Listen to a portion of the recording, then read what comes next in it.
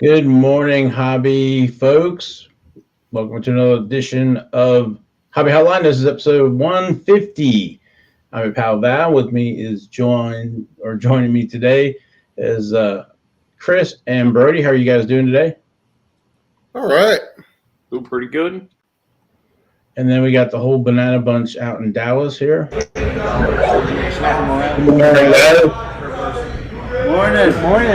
morning. And we have a special guest with us too, making his quote hobby hotline debut. His hand. It's his hand. It's the hand of Kid thing from Adam's family. You think the hand is ugly? There's a reason I'm not anymore on camera. Put your face on it. No. Come on, you know you want to. Everybody knows what I look like. That's true. He does a wonderful weekly show with Herman called 3B something or other. 3B, Herman. Personal rips and Ripping their pants. Something. yes. Break and win, ripping pants. We're going to see how quickly I can irritate Mike Moynihan today. He's well on his way. Good morning, Turkey Guard. Somebody wants to talk about I just won a 3-year-old heifer. I don't think that. Emotional support. It's my It makes me feel like I'm at the county fair here and there. All right, well, until they get organized.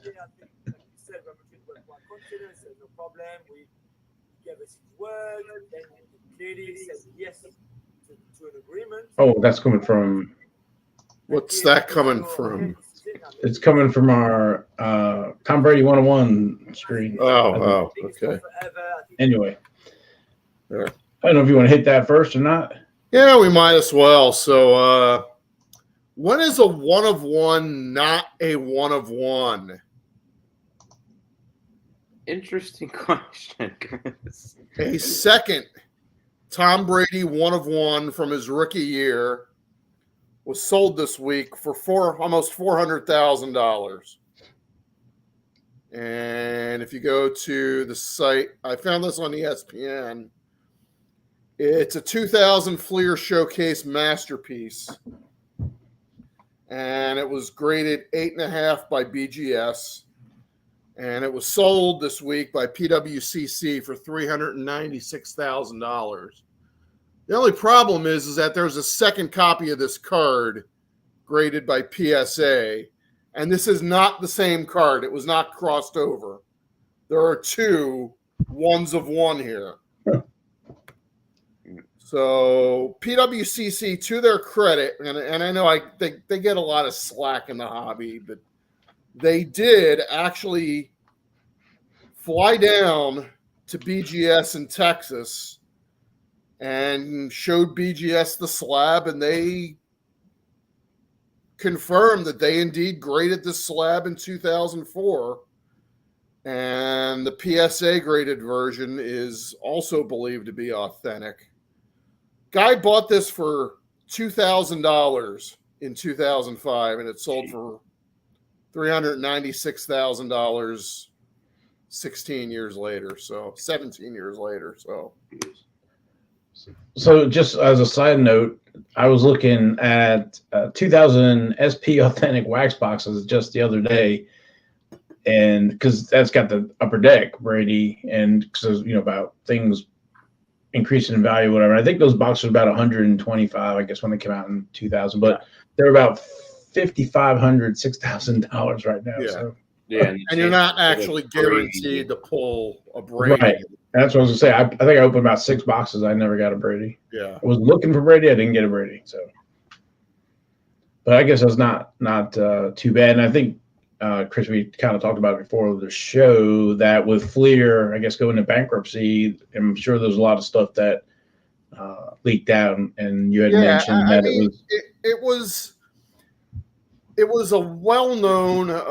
It was well known that card companies back then made a little more for damage replacements. So if you had like a serial numbered rookie to 2000, and it came with a dinged corner. You can send it back to them, and they give you another one with the same serial number on it.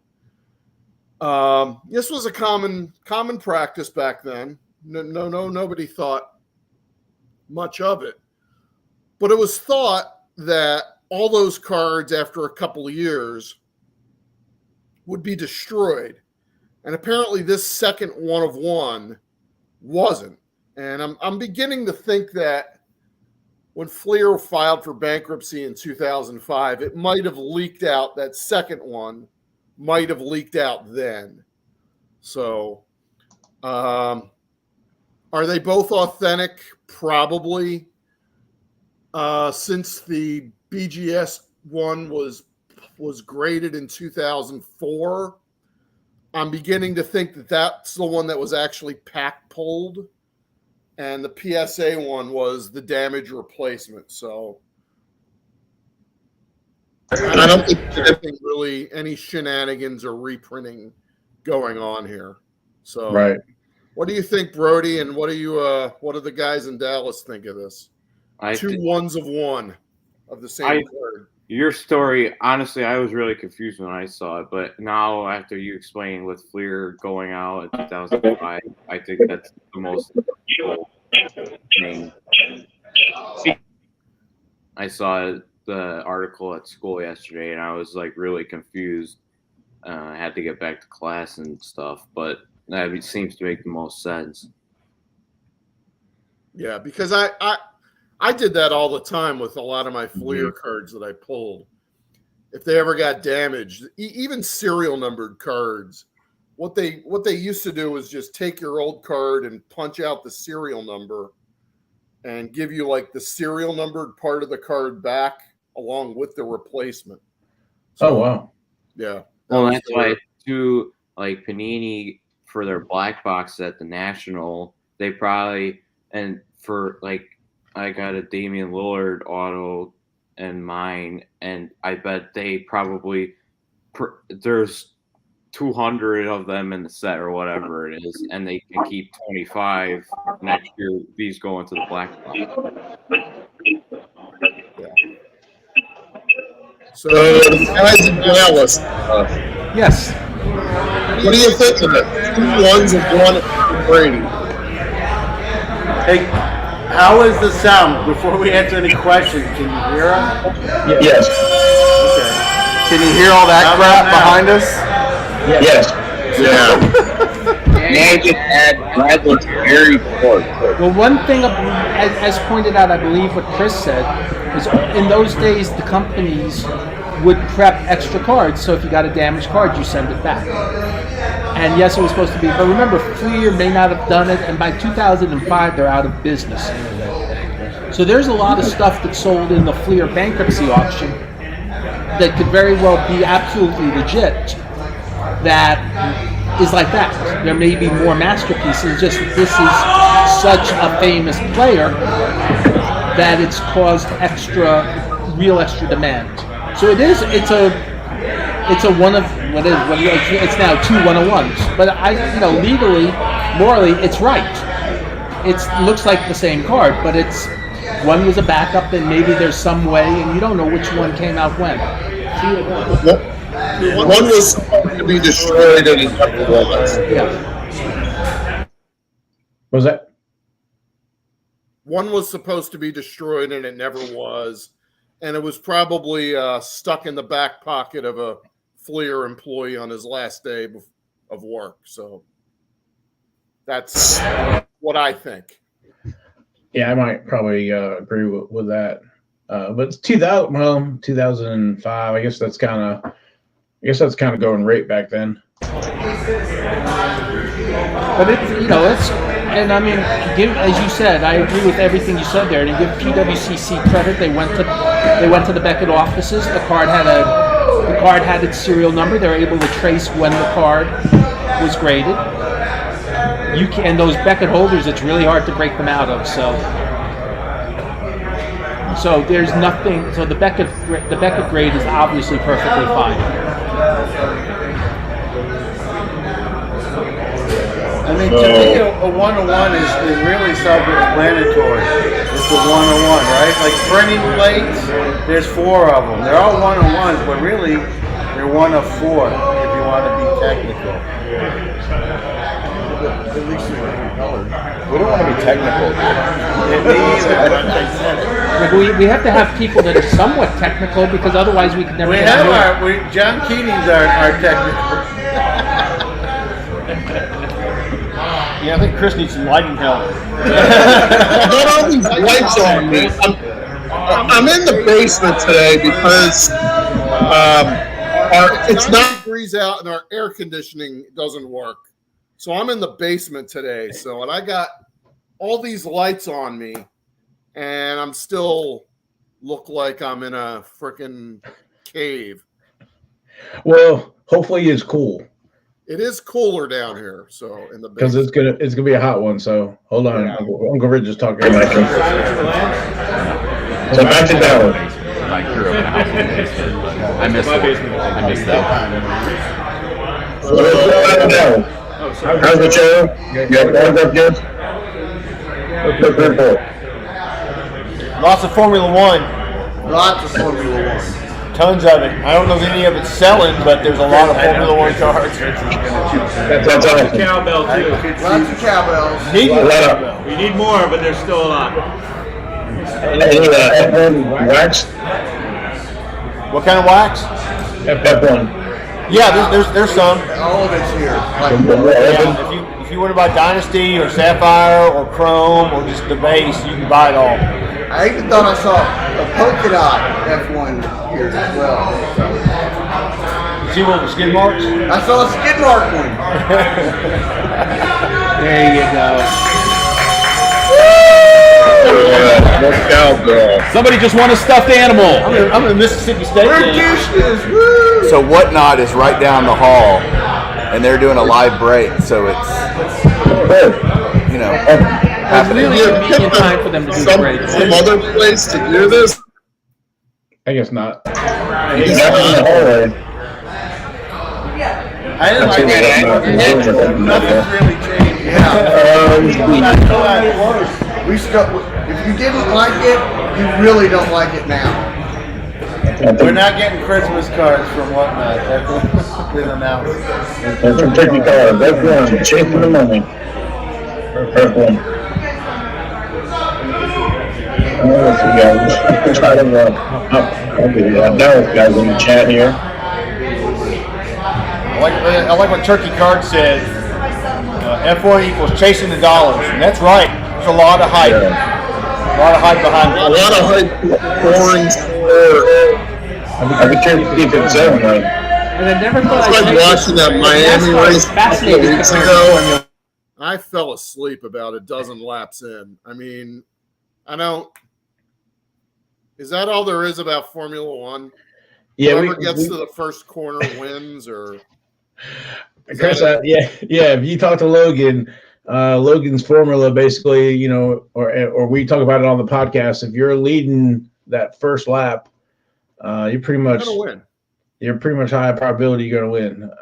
Max Verstappen, I think, got it on the second or third lap, but then it was done. It was over. So, but we'll see if Logan has anything to say to that. Seems boring. No, that's true. That's my formula for Formula One. It's like whoever's on the front row and they get out front, they're going to win. Watch IndyCar. I do watch IndyCar. Not you, them. Yes, we have IndyCar next week. Oh, I can't wait for the 500. That's the greatest day in racing. 3 massive races. But yeah, Chris, probably not F1, but it's growing massive in the U.S. Well, hey, Val, we've talked about it before. 2 years ago, most of the hobby had no clue who Lewis Hamilton was. Right. You get the early stuff from nothing. I feel the F1 market now is what basketball was 2 years ago.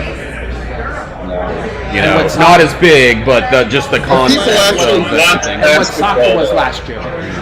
No, you're right. There's people watching basketball. What are they saying? People watching at home. Nothing Netflix series anyway. Well, there's a lot of people who believe the F1 is really artificially hyped by the people who want to pump money and flip it. And I'd be lying if I said I didn't agree with that. I don't know if it's obviously it's not 100% of that, but I think it's a high percentage of people that are just hyping it up. And we'll see how this plays out. Or soccer last year. I think, John, for the prices that the boxes are at, you can't open it. People are only looking for about 2 or 3 drivers. You need definitely low material stuff to break even or try to make money. Even Lewis Hamilton. And actually, you can't make money Now I off can the hear base. you. Yeah, sorry. I can hear you when you cut them off. But when They can't over. I guess not talking over them. Okay. Yeah. So. Well, let's play a game when Brad can't talk back. You guys want a dad joke today, Val? Of course. You've been doing pretty good with them. Where does Texas Car Dude get his dad jokes from? Where does Texas Car Dude get his dad jokes from? I don't know. His database.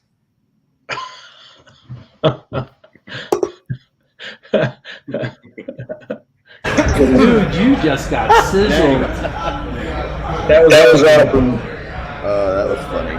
Now that's a dad joke right there, brother.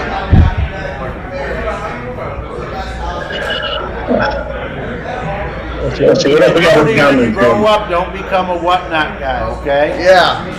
That's my advice to you. We will all just like riot. Or a breaker in the backyard. No, yeah. Just be a front yard breaker.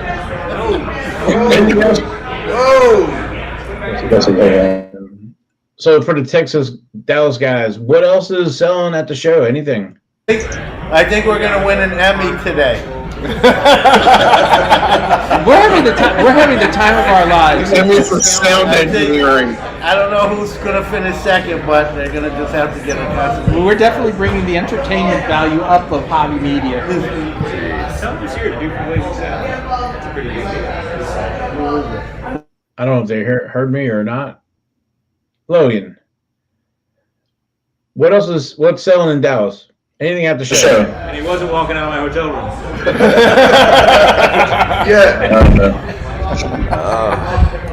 Hey, John, this is Texas. There's shaps, not chaps. I'm from New York. I got a built-in excuse. I apologize. We're sorry for your loss. Well, I like turkey color art. I hope those breakers keep their shirts on. I don't even know what they're probably not in break. I don't know what they're doing. Sounds like they're doing keg stands behind us. Just so y'all know, after the show, we're doing a wet T-shirt contest for us. Here at the show. I don't know who's finished second. That's So what else? I guess it's up to us guys. Yeah, I don't think they're listening to us. Another story this week. I got another story idea. I'll share it with you guys. Sure. David Adams announced this week that they are going to get into the wax authentication business. Ooh. It's kind of like what Baseball Card Exchange does. So they're basically going to wrap their own. It's only going to be like stuff that they get and sell. So you can't send them your wax and they'll wrap it. Mm-hmm. It'll only be their wax. What do y'all think of this? So Crack and I'll let Beckett for this, by the way. So they're gonna wrap their wax, so it looks like cases and other stuff that's already shrink wrapped. Yeah. So I can see this for cases. A QR code where you can actually see your case or box being wrapped. Oh wow! I like that. So that's actually kind of cool. Yeah.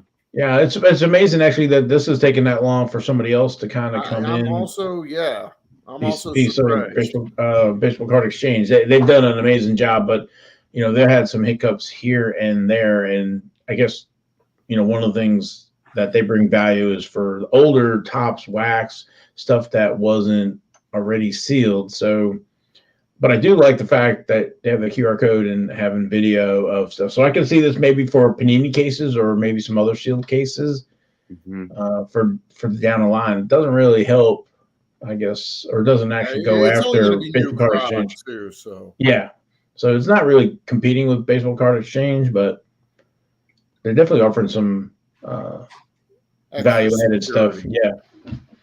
So very interesting. Did not see Good that. for them. Good idea. Yeah, do we anything want to that go helps back with to the- Dallas and ask them what they think of this, or If they've heard, let's see. And now back to Dallas. Hi, Dallas. I mean, I tend to crap on a lot of new things. I think it's a good idea. I mean, yeah, you don't have the question of whether they misauthenticated something, and as long as you trust them, and we don't find out about fake shrink wrap being out there, it sounds pretty good in theory. I like it. Who are you? What'd you do with Ken? That's a positive comment. Hey, Mom, Aaron brings up a great point here that they did. Remember the reward procedure for a long time after But that's what I was meaning, you saying the G.I. Joe thing, kind of jokingly, tongue-in-cheek, but yeah, if I'm not sending them stuff that they're authenticating, they're only authenticating the stuff that they're getting directly, then, fingers crossed, that's less room for shenanigans. Shenanigans. Good word. Evil shenanigans. SAT word there. Good job. Have a morning to you. Welcome to Shenanigans. All right, I've contributed. I'm done now. That was right. I like the potato skin. Bye, Dallas, for now. all right. We got a comment about from Wax to the Future. You want to pop that up, Phil? You got it. Okay. What's the market sentiment there in Dallas? Have a dealer friend there that says lots of panic, people wondering to either cash out or trade up. Tons of F1 there. You were Okay. here, Dallas. Thursday. Would you like to You respond? were here yesterday. And both Johns. I don't know if you can hear me. A lot to me in the cases I looked at, guys. Stuff is a percentage of it's priced higher than comps. Now, as a dealer myself, I mean, there's some strategy there, knowing someone's going to offer you less. So you start high. It's easier to come down. Obviously, you can't go up. So. I think a lot of the stuff I looked at that I'm interested in was higher than the comps that I looked at before I even walked in the door. But that doesn't surprise me. I'm not even saying that. I think that's par for the course. Now, I remember last year in Dallas, I was there. There were a lot of folks that were trying to trade up or cash out of newer basketball for more vintage type stuff last year. So I imagine that's still, going on. So I don't know if that's a indication of a panic or whatever, but if stuff's not moving though, that's another story. Now you can say something. No, I don't have to now. I will say this, though. I will say this. Some of the wax that I've seen, and I'm not a big wax opener anymore, but a lot of the wax I've seen seems lower than I expected. So I think the wax is cheaper, and single cards are generally higher than comps. And I usually set up in the Starlight Room, and the Starlight Room's like an old school shelf. There's still a lot of stuff in there that's new, but there's also a lot of more old school dealers in that show. When you're in the main room, it's like the modern show with the Pelican cases. So there's also that dichotomy of where you are in the show. and what you're looking for. You can find anything you want. You just have to dig for it.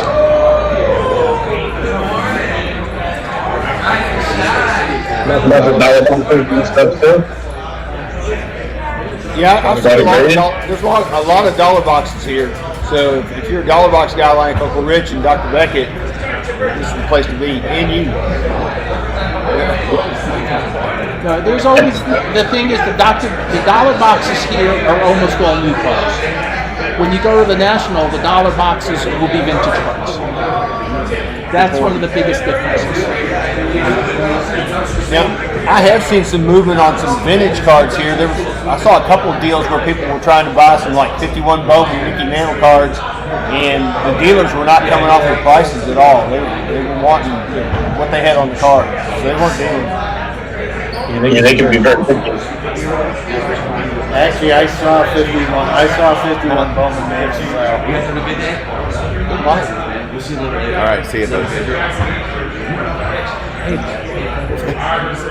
What about graded? I know I just got back my submission from the, I guess the build submission or whatever it was after 13 months, 14 months. There's a lot of graded here. There's a lot of graded, and then there's also like a lot of graded, you can't call them dollar boxes, but they look like dollar boxes where you have these big boxes just full of graded cards that are $10, $20 or whatever. So we talked about it before. It could very well be that we're going to enter the junk slab era. And I think we're getting there. We are there. There's no getting there. We are there. Cards, which is great. It's fun. Yeah, it's a good deal. I buy junk slabs all day. Give it to me.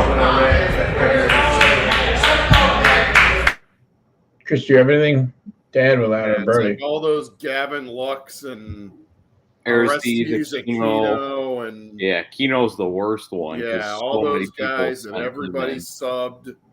They're finally coming back, and no one wants them. So what about Zion? I didn't get a chance to look at Zion before the show, but I'm not sure about.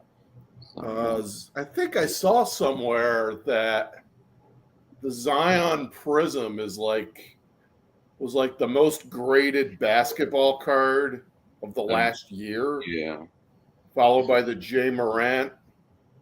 And the third one was surprising, but if you think about it, it's not. It was the 1990 Fleer Michael Jordan. So there's that. Well, yeah, I guess back back then we had the what was it, The Last Dance? So yeah. Mm-hmm. So wow. I'll see if Dallas got anything to add to that. Why don't we bolt and then let them just talk? Hey guys, we're gonna let y'all finish talking because it's so loud here and people are having a hard time hearing. Y'all can just cut us off, and we're glad we were able to be on and see everybody. And come shake a paw. That's code for we're about to kick some whatnot butt.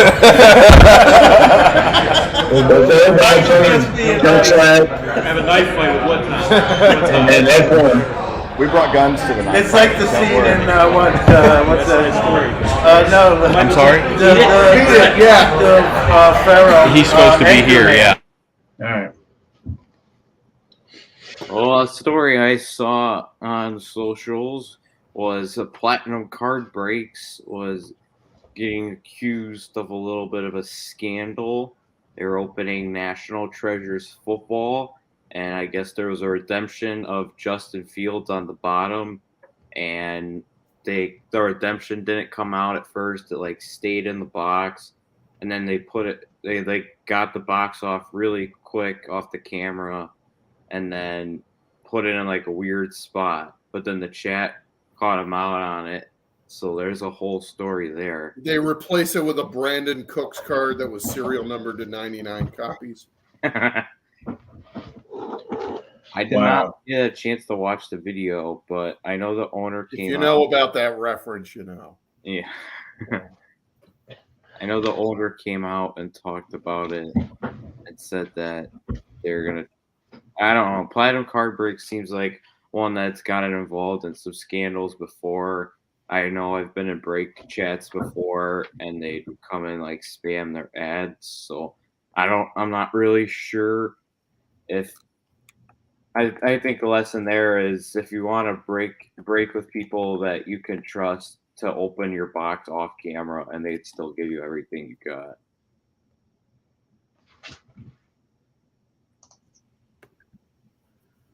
All right.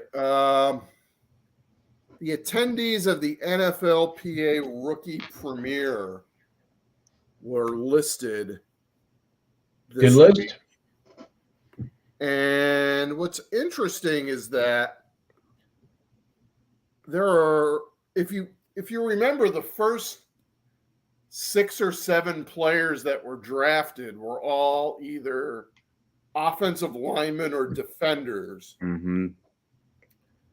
But if you look at a lot of the players, you see a lot of WR, RB, and QB beside their names. Yeah. Not a whole lot of DEs and OTs. Aiden Hutchison was the number 2 pick overall, was going to be there. Sauce Gardner, the number 4 pick, is going to be there. Kyle Hamilton, who was, I think, the 12th or 13th, is going to be there. And Trayvon Walker was the number 1 overall pick, is going to be there. But you look at a lot of these names. This is the name that got me, that piqued my interest. Carson Strong, a quarterback for the Eagles. Now, I don't recall the Eagles picking a quarterback in the draft.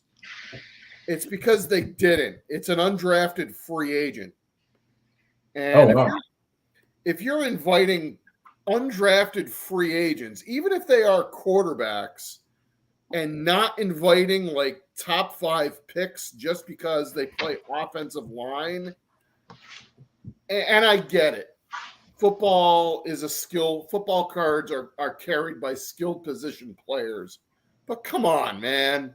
At least give a top 5 guy, even though he plays line, give him a chance to be at the rookie premiere and not some J-Brone who's going to be after training. Yeah, so I never heard of that Patriots quarterback either.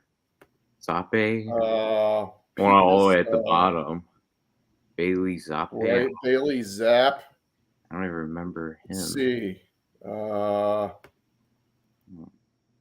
He was a 4th rounder. So, okay, 4th round. All right, that's fair. I get it, but undrafted though, that's well, they need the autographs. Kind of scraping the bottom of the barrel, though, isn't it?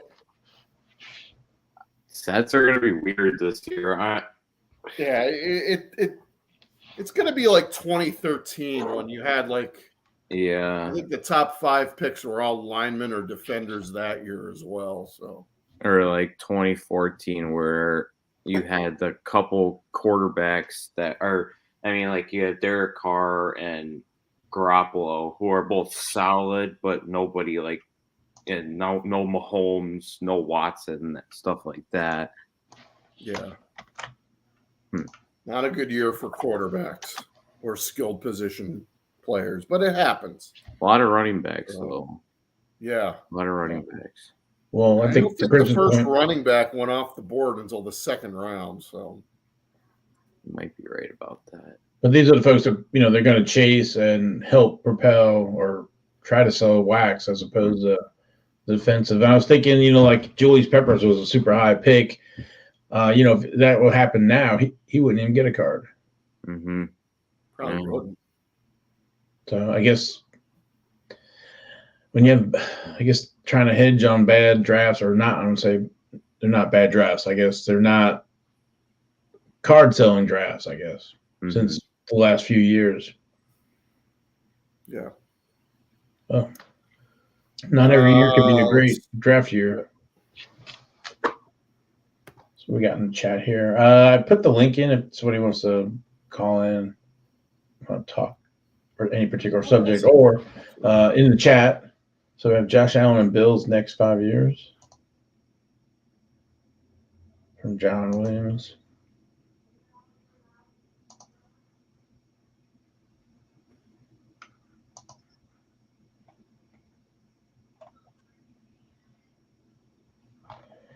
I don't know. I think we're just in a kind of weird state of cards right now with the recession, the drafts, and other stuff. We're getting to a point where, basketball, I guess, is winding down. Hockey's winding down.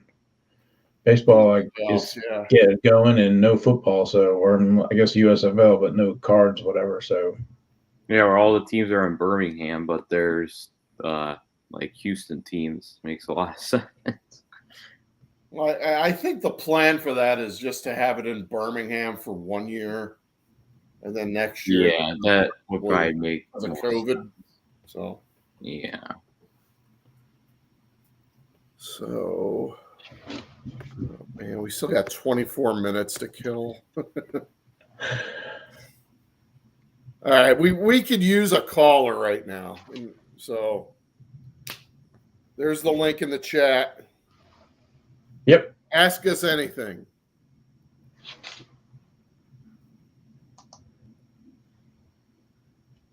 So Josh Allen rookie had 100 in, sold for 600 2 days ago. So that's it's a good.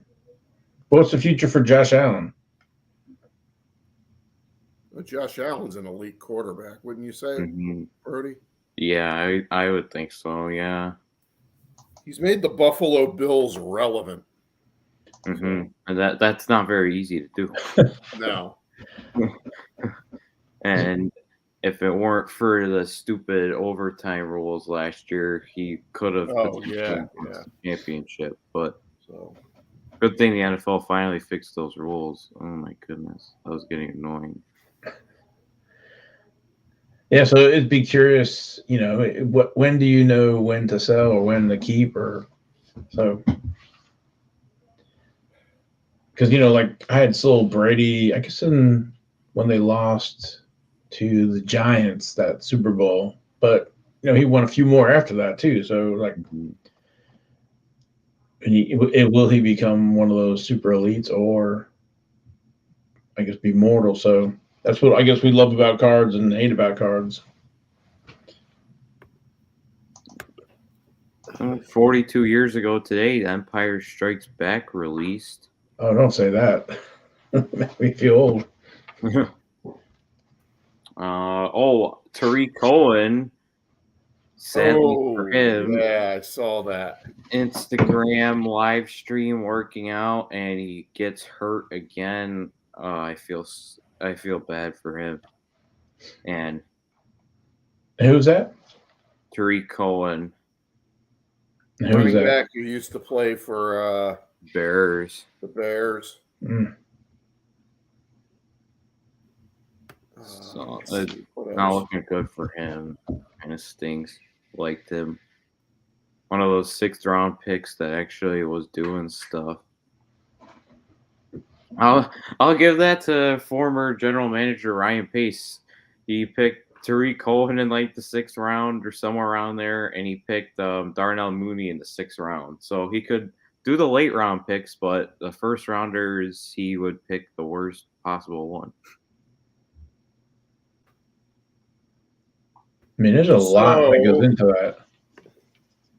Let me ask you something. Are you in the market for some real estate? And are you in the market for some real estate in the Denver area?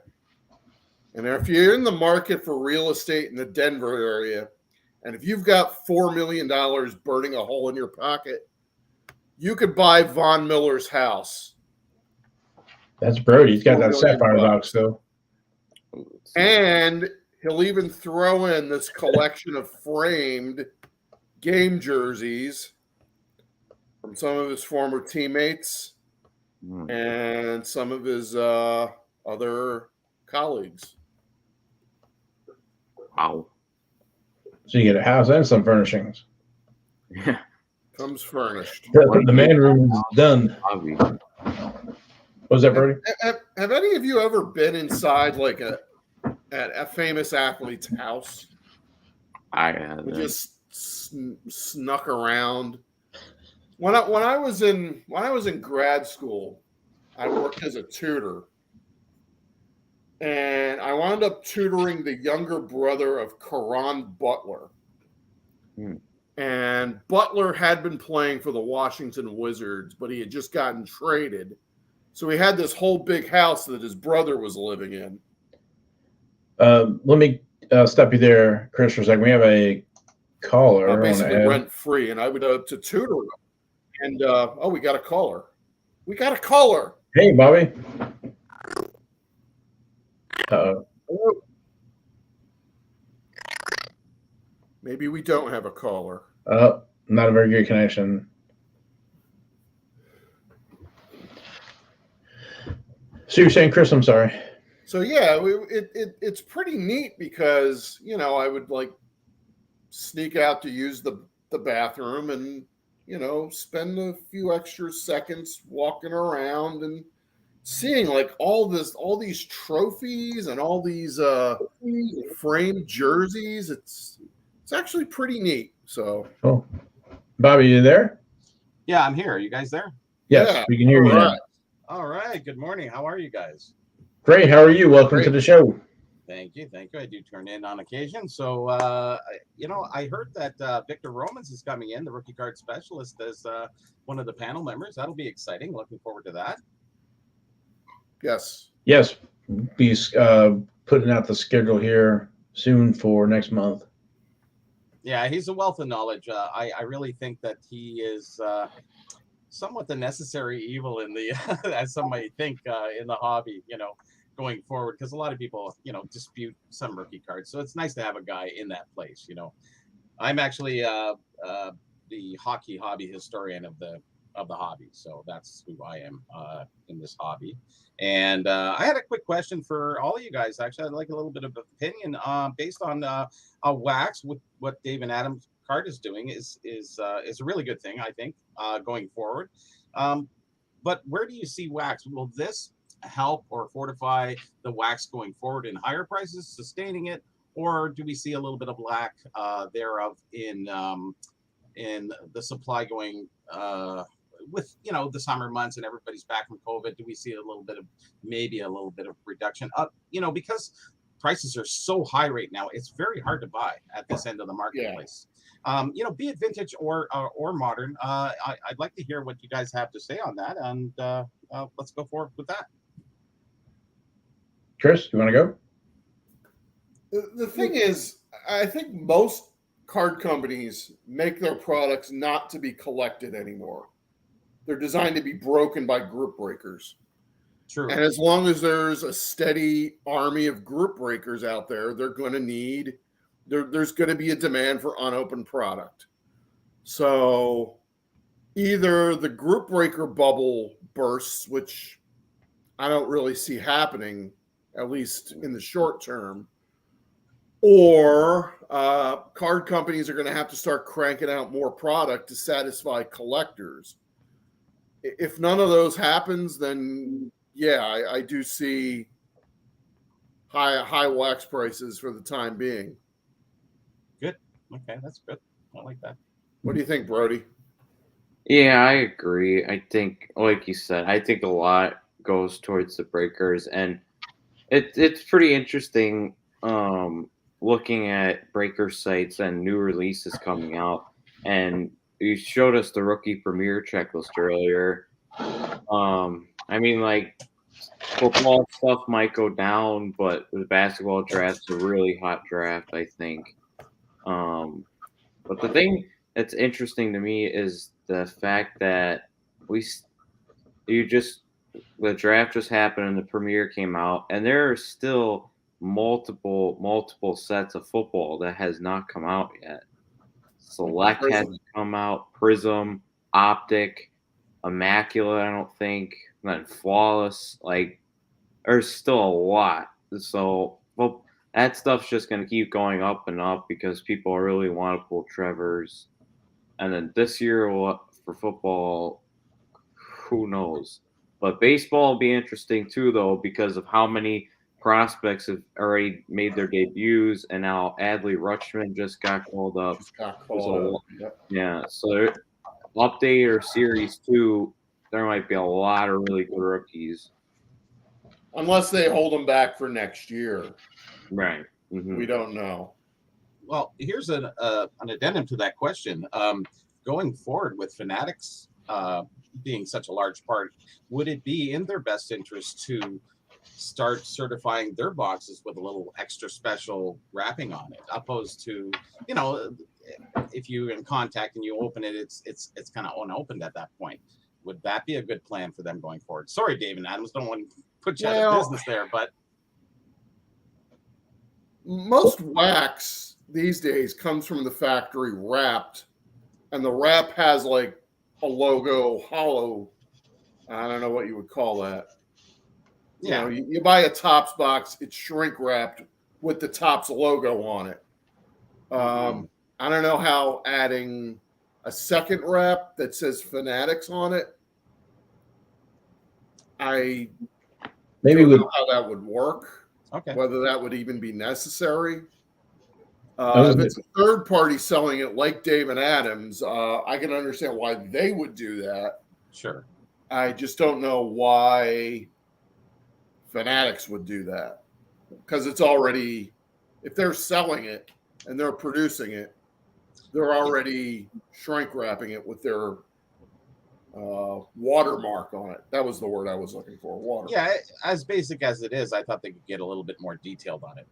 Just my you know, it's easy to reproduce one little thing, but it's hard to reproduce many little things. So maybe if they had something on the tape, some special tape or whatever for, or and then tape it maybe a little better. I don't know if you've gotten packages from PSA, but they use that brown tape for security and all the seams. But you know, to your question originally, wax, to Chris's point, is designed to be open because of redemptions, right? So all those are ticking away to be, you know, worthless.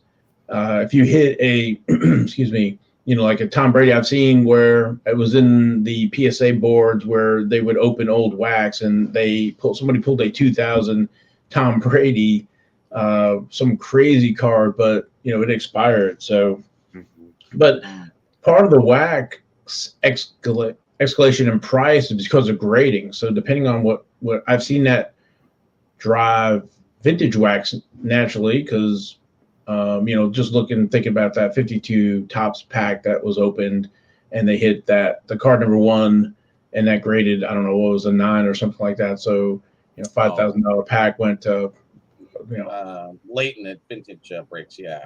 Yeah.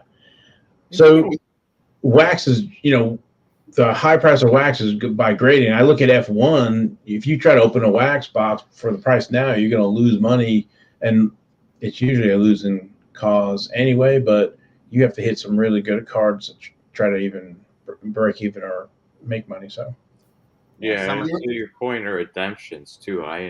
There's this top set football. The last year they made it, I think was 2015. And there's some like really high end set. There's like Peyton Manning autos, like all these crazy guys. But like I'll watch cases of it because the cards looked really cool. But there was like one redemption pretty much every box, and they were all really good redemptions. But also to your second question too, I could see it happening with separate wrap.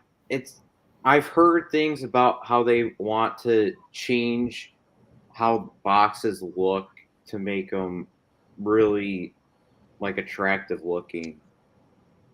So I don't know too much, but that's what I've heard. So I'm not sure. Thanks, Brody. That was good. Yeah. I want to go back to the point about grading. For like decades, you can get a box of 89 Donruss for like 10 or 15 bucks. But in the last couple of years, it's gone to $50. Why? Because people want to pull Griffey rookies and send them to grading. 88 Topps football, Bo Jackson. Yep, same thing. From $10 to $125. But some of the vintage wax boxes have surpassed their open value at PS10 levels that you can't even recoup your value back. So where do we go from that point in the vintage sphere? I have no idea. Do you see a trajectory going up, maintaining, or going down? I do see it going down a little bit, for sure. It has to, because who's going to buy in with the potential of, or investor who comes in would potentially buy to invest for later down the road. Well, the later down the road is now. Yeah, The good old days are here and now, guys. Because we'll look back on this in 10 years and go, oh yeah, they were the good old days. So this is for Chris, where you have the price of the wax escalating, and then you have breakers that help, minimize that cost to the individual to open that high dollar wax, and then you have, with the potential to get it, graded. So I don't know, does that Potential's keep a big on word going? there. Was that? Potential is a very big word there. Well, I'm kind of looking at F1. I call them on the NASCAR radio podcast. They're basically high dollar scratch offs now with F1 boxes, and some of those stuff, because you have to get it graded to maximize that money back out of it. So. Oh yeah, Topps Dynasty F1 was the biggest scratch off possible. Those things were insane. Yeah, $3,000 a box. I saw one. I think it was on the Twitter channel or Twitter feed, where the guy had gotten one of the principals, and I think he was selling it for maybe like $700. So he's taking a $2,300 hit. Good teams either. It was like right. AlphaTauri, which is like the Red Bull B team. Yeah, so that's a $2,300 loss right there. Yeah. Well, it's interesting too, though, with old wax, like you said, like 89 Donruss, people want to pull Ken Griffey rookies now. But I think also it comes into play too is like the Upper Deck one is obviously super expensive now. And people used to be able to open old Topps boxes from 2016, 2017 for $50 or $60. But now Topps boxes this year were $125 or $150, something around that. So it makes sense because people want to open stuff, and Topps. Well, that's still affordable entertainment value. Yeah, it's not crazy. But even with the Topps hobby box, you're still getting the same $55 to $60 worth of cards that you did 5 years ago. Mm-hmm. You're just paying twice as much for it. Mm-hmm. And golds are harder to find. All the parallels are way harder to find. And the production levels are way up. And the Wander's like the only good rookie card, really. Yeah. Add a $50 grading fee on that, each card that you're going to send in. Yeah, kind of adds up. Yeah. Yeah, then throw all that in with the economy right now, the way it is. So I think some of this stuff was priced at, last year, which is probably when they designed it, packed it, and priced it. True. To what's going on right now. So. Which is, we're in the flux. Yeah. But I think back to your original thing about vintage, that stuff is super hard to find, and I guess we assume it'll always go up, or it's safe. It won't drop like some of the other stuff. So depends how vintage you go, I guess.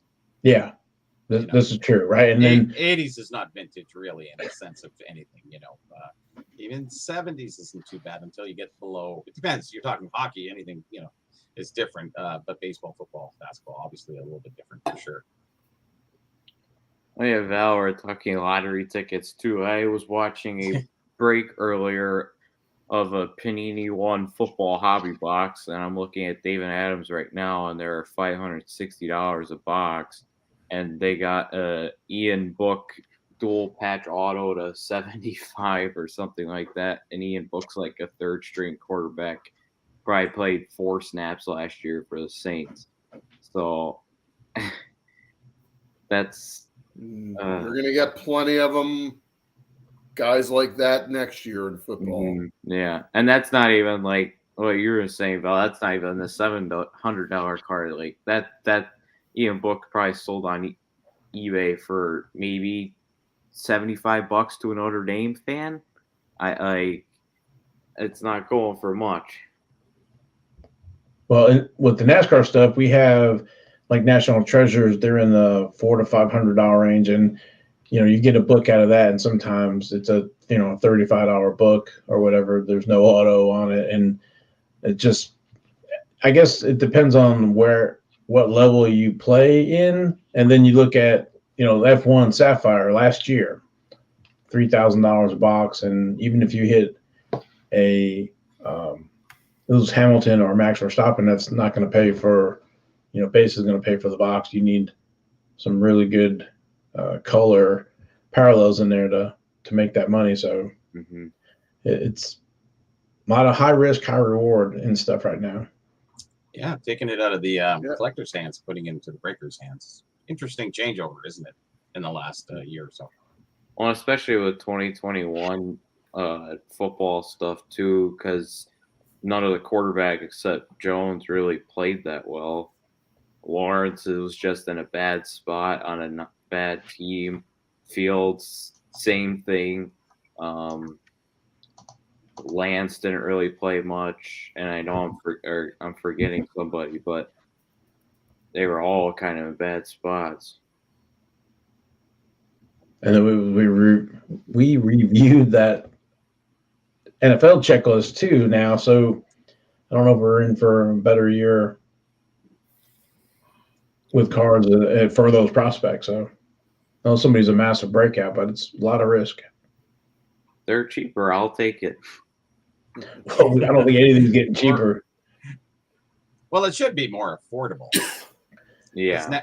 Because now, breaking a box or, you almost replacing a nice card that you could buy in lieu of that. Mm-hmm. And that's where I think a lot of people are in their stance. They're going, well, that's where the breakers come in. It's like, yeah, I'll take a gamble. That's a big gamble. Just, put it into the card. Let the guys break it and comes to market. Great. Buy it then. I think that's the breakers take the financial hit for you.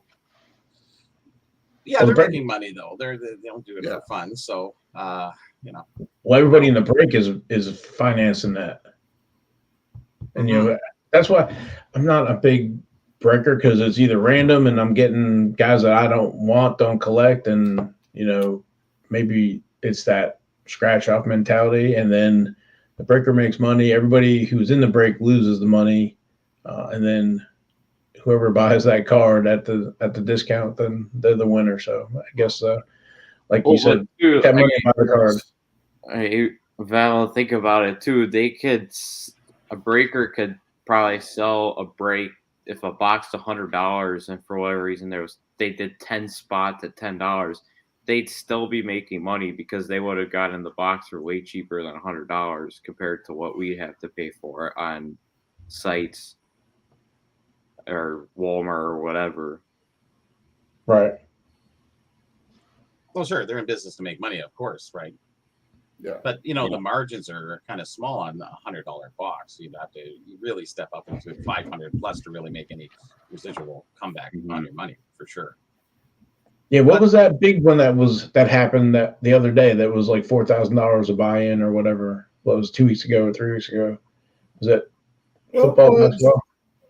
Wasn't that the break where they pulled that triple logo LeBron card in that Wallace, and they wanted like $40,000 for a spot?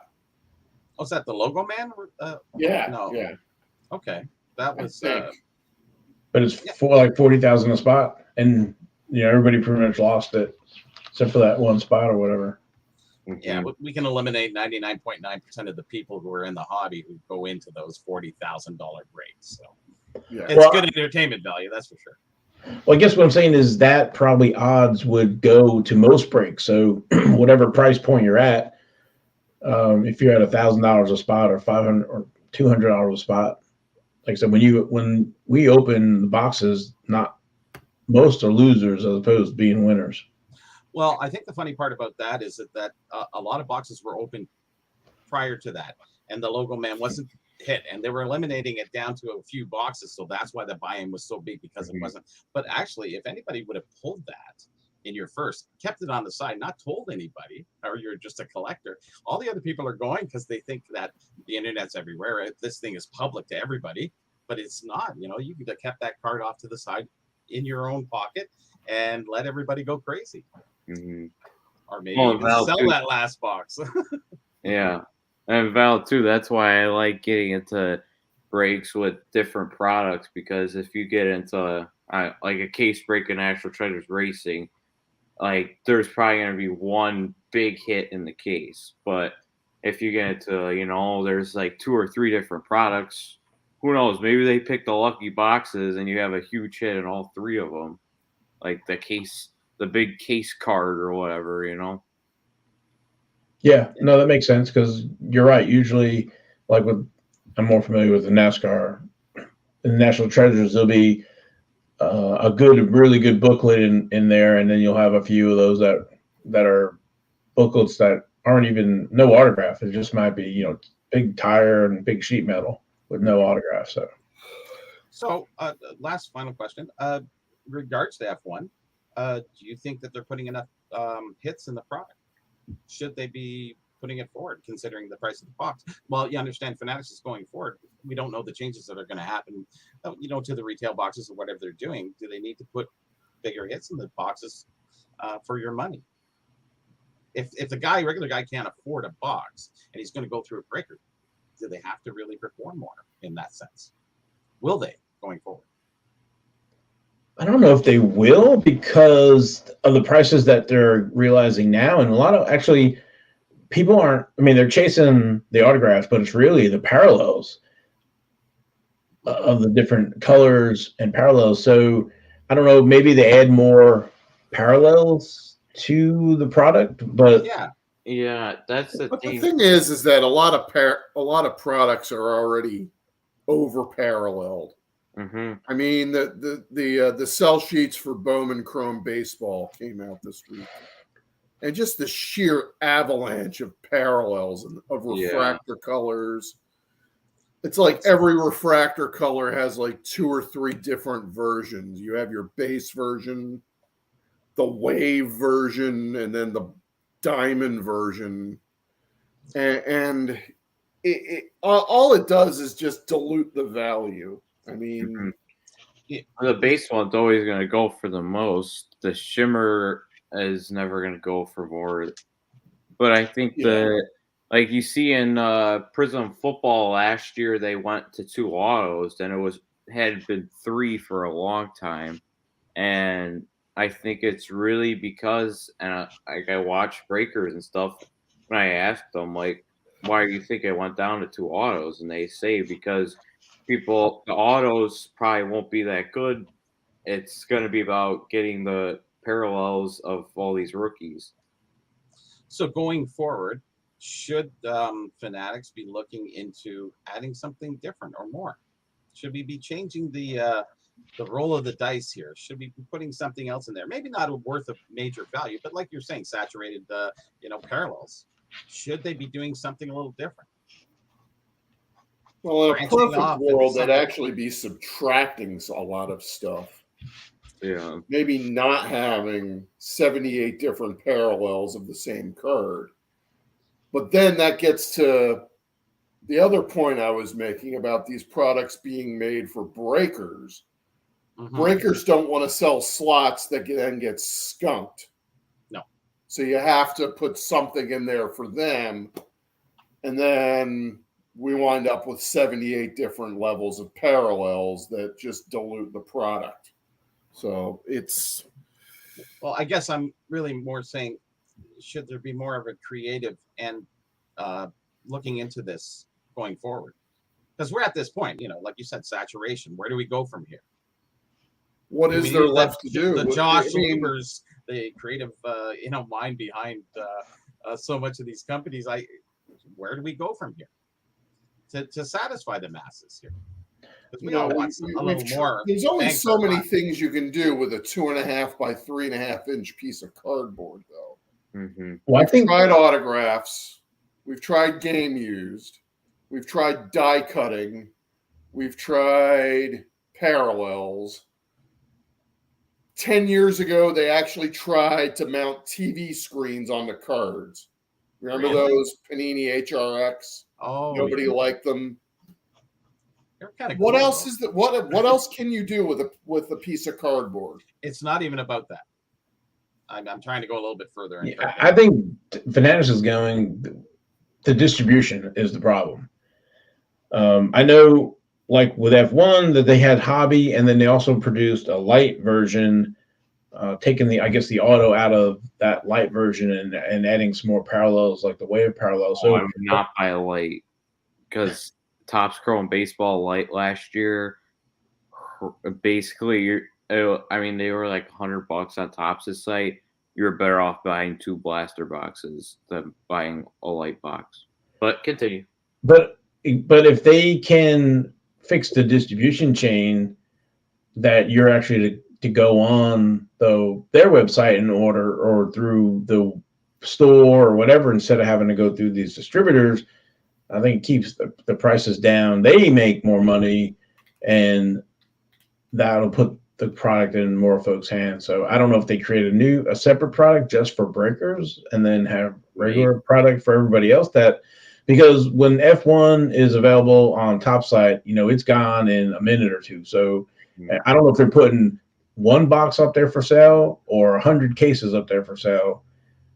But maybe one thing too is just to do hobby and retail and kind of move away from these like hobby hybrid that they're doing, H2, like the light boxes. Maybe just have the hobby box. There's not no huddle boxes for Prism. There's not Topps Chrome Light.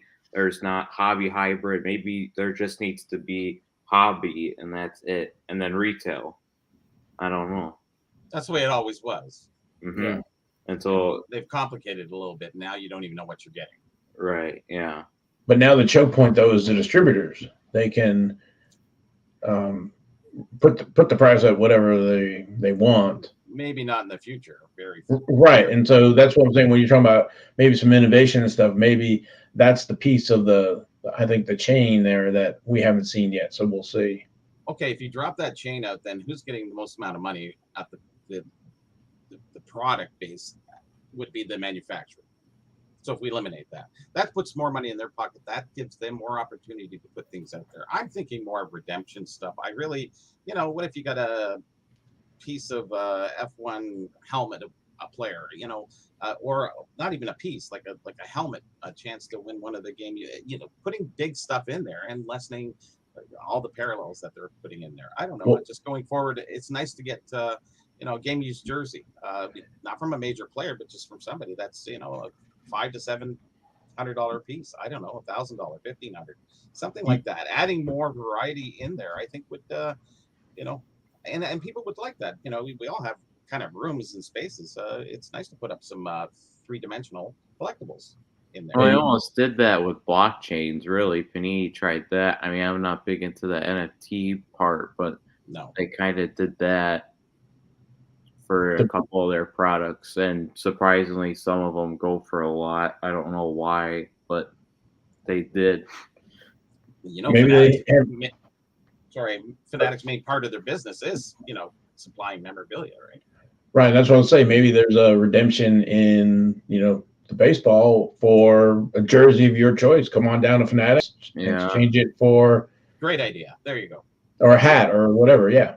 Yeah. Like those. It doesn't have to be a lot. It doesn't have to be a big value. But hey, if you got those little coupons, like those things are great.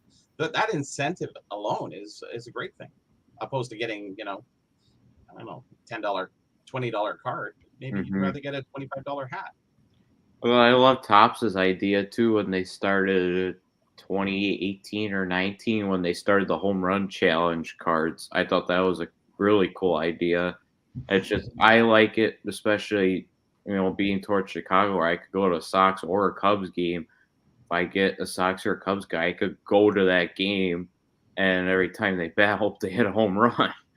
Or hometown tickets, a pair. Yeah. Or whatever, things like that, adding more variety rather than trying to recreate another parallel. Let's add a little extra dimension, take away some of those and just add some other stuff. And I think that'll create more of a hobby and sports sense coming together. Yeah. Yeah, don't forget that Major League Baseball and Players Association is in on that Fanatic deal for the card, so they might be able to tap them for. That helps them both ways, does it not? Right, that's what I'm saying. So it's a great cross pollination. Mm-hmm. Perfect. You get the card collector to the stadium, wearing the apparel, getting them to the store, and buying more cards or whatever. Or you're say Brody with the home run challenge or whatever it is. You're vested in a player and the team. Watching day to day, Dizzy hitting the home run that day or that week or whatever it is. So a lot of cross pollination. Yeah, I think we should send this video to Fanatics and get our kickbacks of our jerseys or whatever we're going to get for helping them figure all this out. I think it's a good thing looking forward going. And thanks, guys. I really appreciate having the time to talk here today. Well, thank you for calling in. It was a great call. Caller of the day. Yeah, thank you. Save the show. You have a great day. Have a great weekend. Thank you. Well, guys, I know we're over. Yeah. There's some great ideas there and questions from Bobby. So,